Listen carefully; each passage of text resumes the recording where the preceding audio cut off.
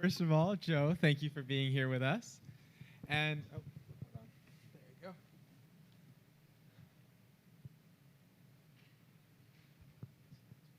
There we go. Yes. So, with 4th of July coming up, we're remembering no taxation without representation. The Founding Fathers felt so strongly about this, they rebelled, went to war, and formed a new nation. So, no matter what you do, we still need taxes. And this is what a former president during the Great Depression once said. Taxes, after all, are the dues that we pay for the privileges of membership in an organized society. So, where does the US get that spending from? Well, in 2020, they received $3.4 trillion, and most of it came from income and payroll taxes, and 7% corporate taxes. And what did they spend it on?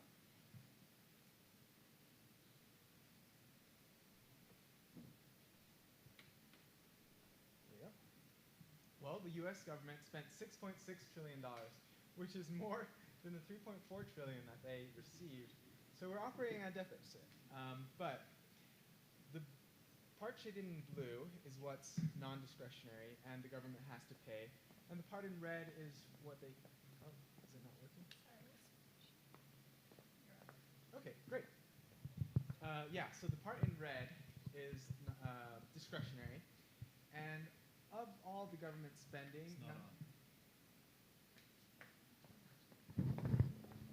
We'll try one more. wait, no.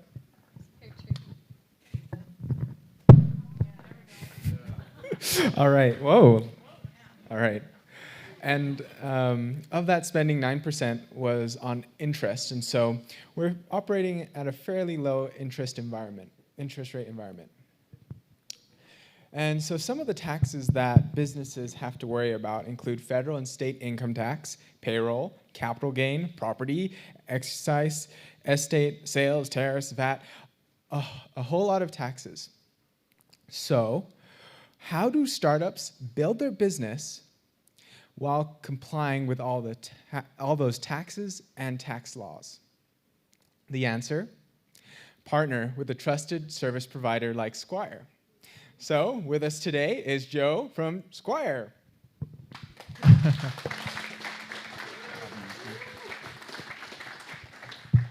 Yuki, great job. Really great job. I'm really excited to be here to talk about taxes. It's an enthralling topic. I'm pinch hitting for Bart Scala right now, and if he were here, there would be a much more interesting topic than taxes. So we thought that what RevRoad portfolio companies and entrepreneurs like yourselves, we thought of 3 topics that would be of most interest to you.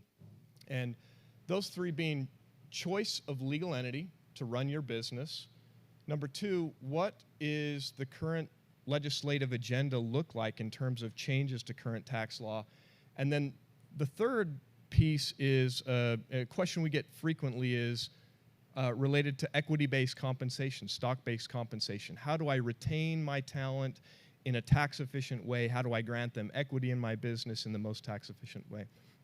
So those are the 3 things that we're going to talk about. So let's start out, and I'm going to breeze through this kind of choice of entity topic first because I understand RevRoad's had a training on this recently. But right, generally we're talking about 2 choices, especially in this RevRoad type of environment in terms of legal entity, and that's a corporation taxed as a C corporation, and then an LLC tax as a partnership. Notice that I've left out what you've probably heard of as an S corporation. An S corporation has a lot of restrictions like which type of shareholders, how many classes of stock you can issue, the number of shareholders, and things like that. So in this environment, it's a little less applicable.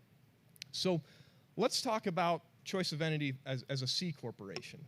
So here are the advantages and disadvantages of a C corporation, right? You're all familiar that a C corporation offers limited liability. Its corporate documentation is generally less complex than an operating agreement of an LLC. The third bullet point here is familiarity. We find that in this environment here in Silicon Slopes and in Utah, that many employees are much more familiar with stock-based compensation of a C corporation. They're familiar with stock grants. They're familiar with stock options, whether that's incentive stock options, non-qualified stock options. So there seems to be a little bit more familiarity in that C Corp setting, as opposed to an LLC tax as a partnership that issues membership units. Those membership units could be a profits interest or a capital interest. And all of those grants have different taxation benefits and detriments. We're going to get a little bit into that. I want to skip to this next bullet point, is that a C Corp is a taxable entity. It files its own tax return and it pays corporate income tax. Right now, the federal corporate income tax rate is 21%. The proposal right now by the Biden administration is to increase that from 21 to 28%. Prior to 2018, the corporate tax rate was as high as 35%, and we were at kind of, in terms of the countries of the world, we were at the top of the list. When we go down to 21%, and in terms of the G7 countries, we're the second lowest. The UK is approximately at 19%. So it'll be interesting to see what happens. Another benefit or advantage of a C corporation is obviously it's easier to go public. I think generally an SEC registrant is a corporation. Usually it's a Delaware corporation. Investors are very familiar with that. Many institutional investors prefer C Corps. They don't like the administrative burden of receiving a K-1 and relying on that K-1 to file their income taxes. So, VC and private equity sometimes will say, we want you to be a C Corp as opposed to an LLC. But that's just sometimes. This last bullet point I'm going to get into is a home run in our world. It's called qualified small business stock, sometimes called Section 1202 stock. It's an incentive that Congress put into the code that wants investors to invest in small businesses and granted some really good tax benefits, and I'm going to get into that later on. The disadvantage, the big one for a C Corp, double taxation. There's taxation at the C Corp level, and any dividends of profit up to shareholders is again taxed at the individual shareholder. That's the big disadvantage, at least in my world, right?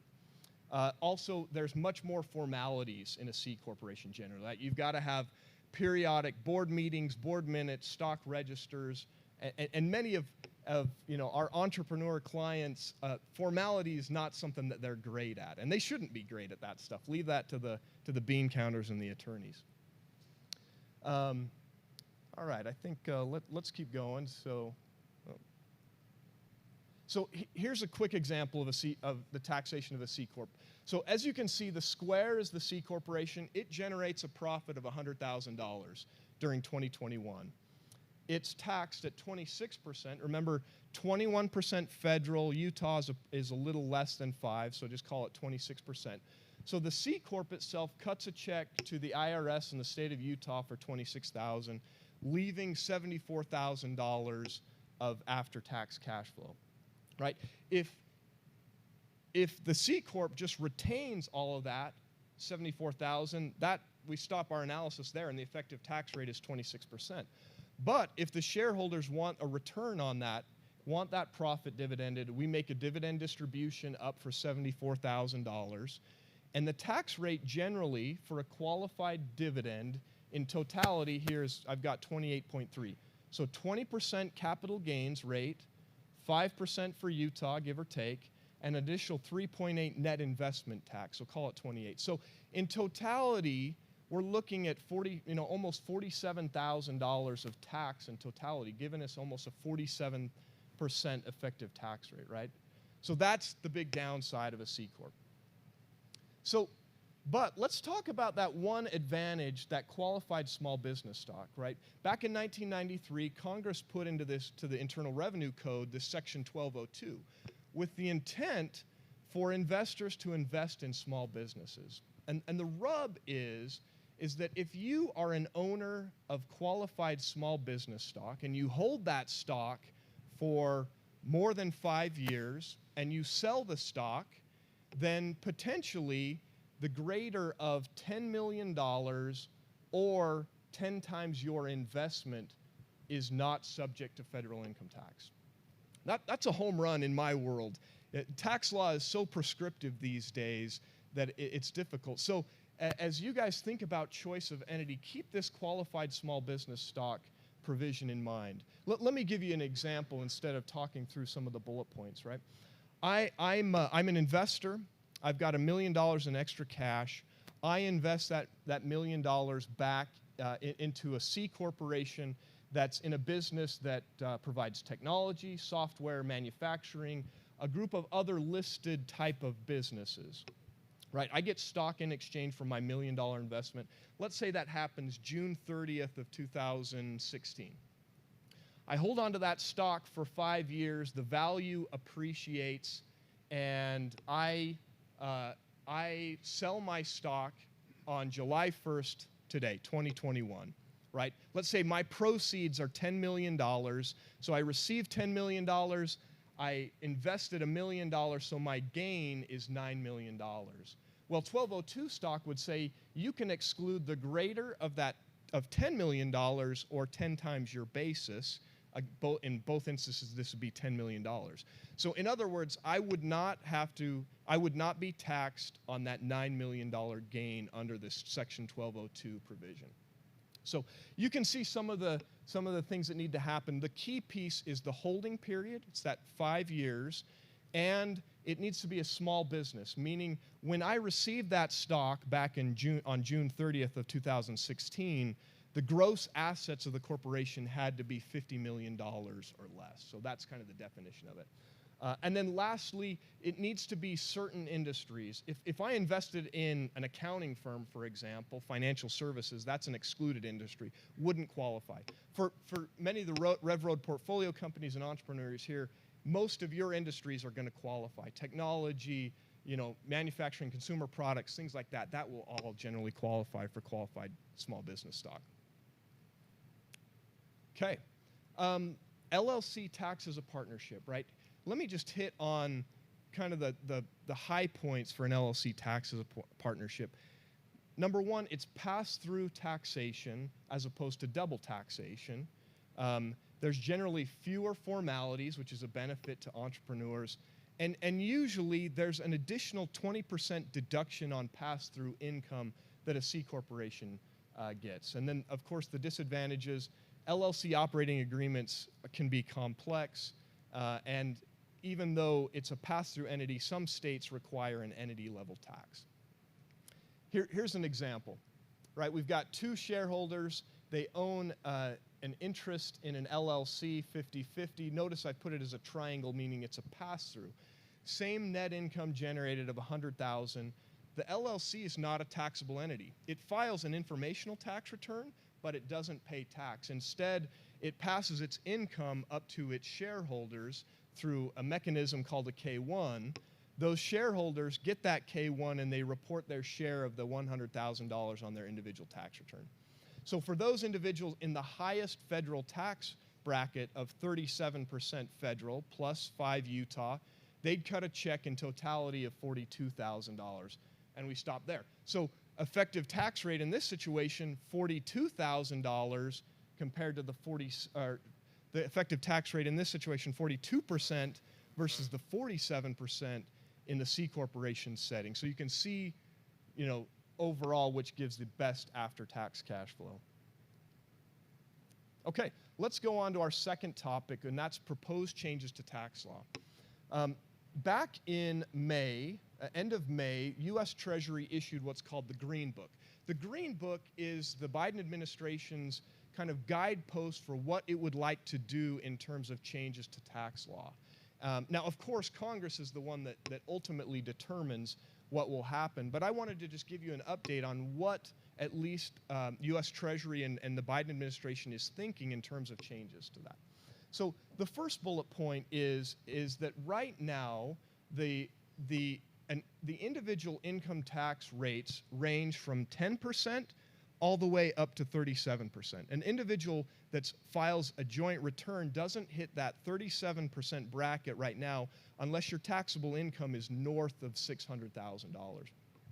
Well, the proposal on the table is that that rate would be increased to 39.6%. and that those individuals would hit that, approximately 500,000, 509,000, I think is what the Green Book has said. So that's point number one. Point number two, right now, if you've got long-term capital gains, right, a capital asset such as C Corp stock or other type of capital asset, if you sell that and recognize a gain, the tax on that is at lower preferential rates. Those rates right now are either 0%, 15%, or 20%. And you're in those brackets depending on where your taxable income lies. But generally, call it about 15 or 20%.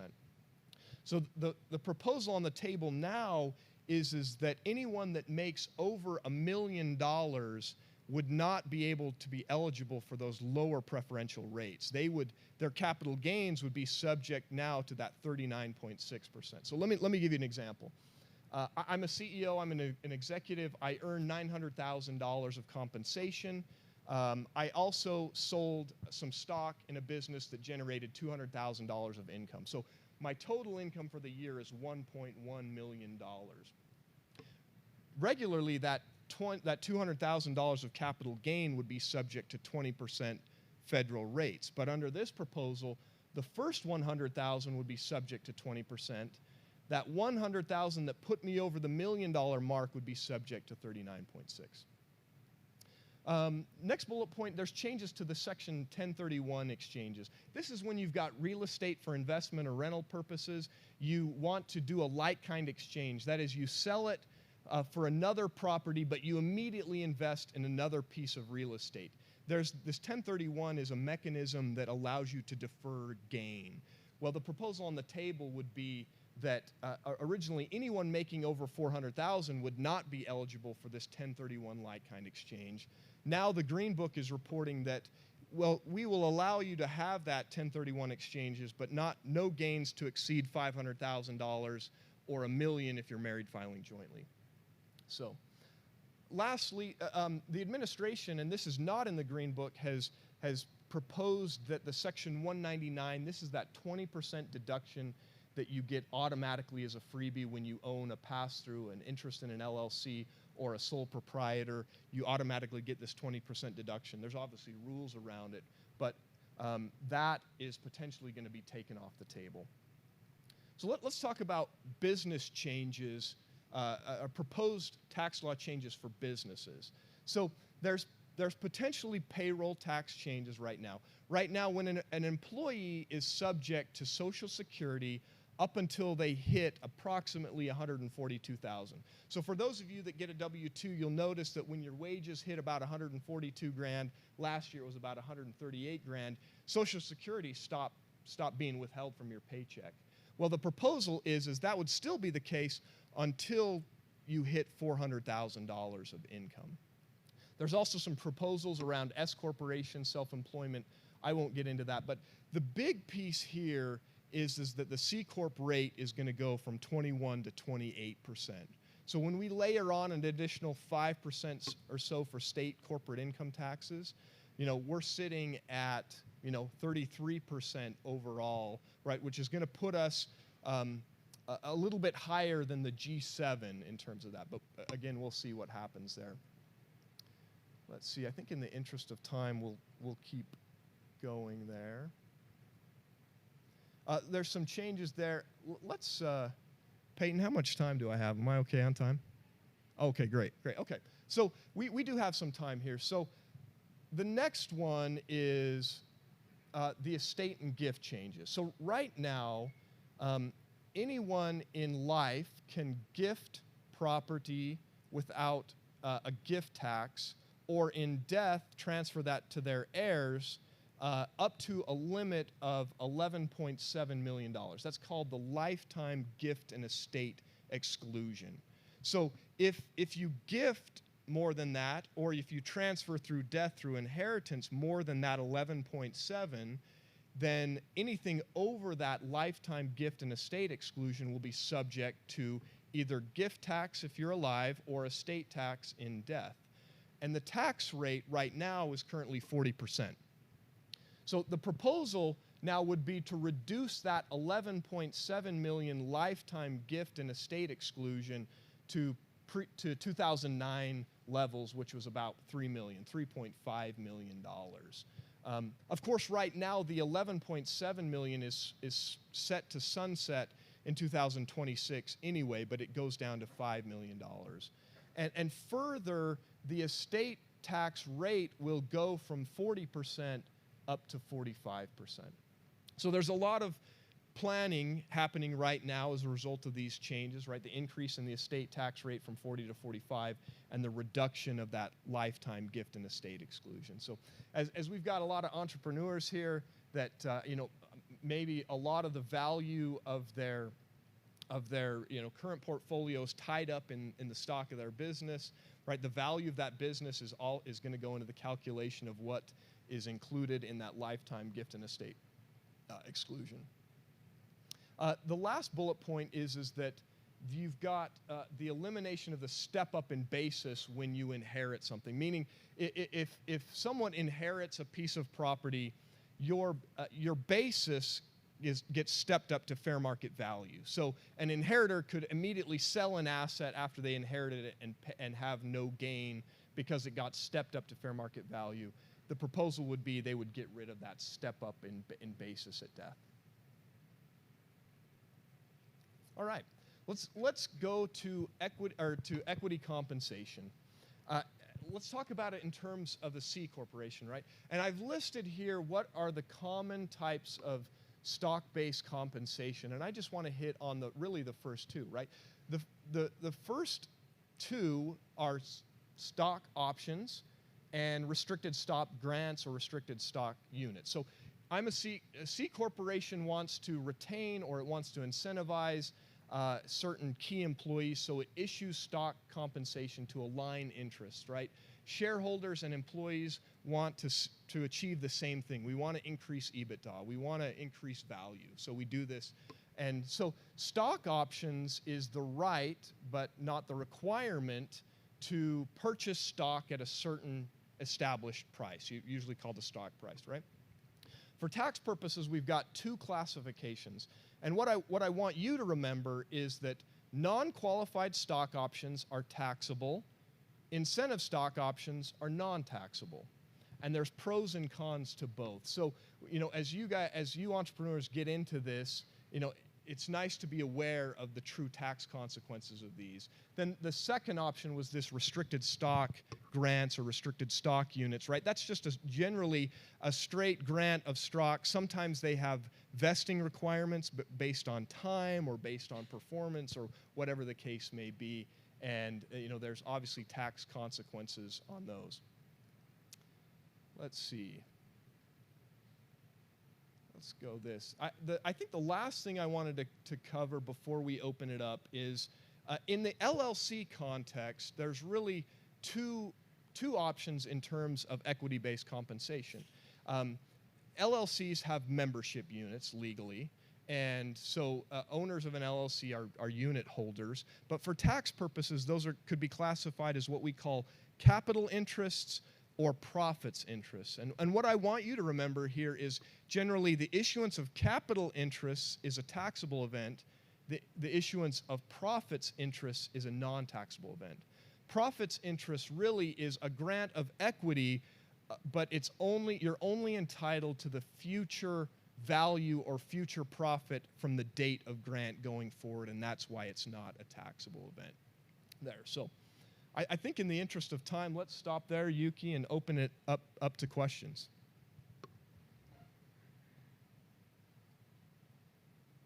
Yeah, two questions. Did you say at first that you are a C Corp yourself?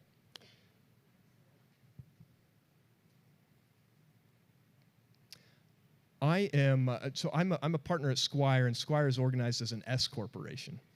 Yep. Question for those on the 1202, section 1202.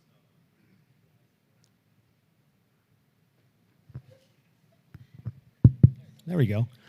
On the 1202 section, I just wanted to know on that one because it's very interesting about the benefits. I like the benefits on that one. Is it a one-time after that 5-year holding period? Once each time after 5 years is over, you can do that again and again up to the 10 million? Or can you do it in multiple different ways, structuring your corporation so you can do it with different investments meeting that 10 million point. Am I making sense on that? Yeah, Or is I it think just so. I do it one time for 5 years, sell off, take that tax free, and then do it again for 5 years? Or can you kind of loop those in together and stagger them, or how does that work? Yeah, so maybe let me just summarize the question. Is that $10 million exclusion on the sale of 1202 stock, is it a one-time thing? Can I do it multiple times? How does it work? Let me just elaborate on that. And so you could hold multiple tranches of 1202 stock, right? So if you say, hey, I've got $1 million that I'm going to invest in this C Corp, it qualifies as 1202, right? I hold on to that for 5 years, I sell it, and I get the $10 million on that. And then I had another investment in another 1202 stock, I can do the same thing. So it just depends on that tranche of 1202 stock. I think to your point also is there are some rules that if you do liquidate without that holding period, but you invest in additional qualified small business stock, you just roll it into this new investment and you wouldn't have to recognize the gain on that. That makes sense? So it's basically just that stock, that individual stock. You have 100 stocks up to that $10 million point. Yeah, correct. Yep.